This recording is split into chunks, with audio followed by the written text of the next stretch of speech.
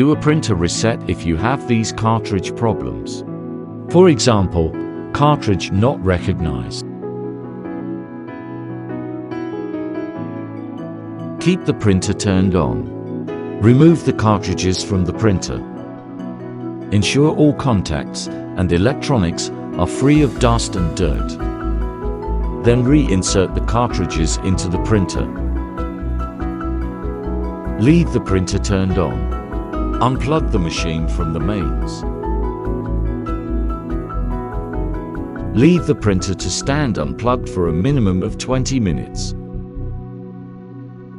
Plug the printer back into the mains. Once you have informed the printer that you are happy to proceed, the printer will then allow you to print. Perform a cleaning cycle. This is to get the ink flowing correctly through the cartridge. Try this if you have a Canon printer. Try to print something. Press and hold down the cancel button for up to 5 to 10 seconds. Your printer will then allow you to print. If you are still having problems with your cartridge and the printer reset did not work, check the ink level and do a cleaning cycle, and if that does not help, it could be that the cartridge is end of life.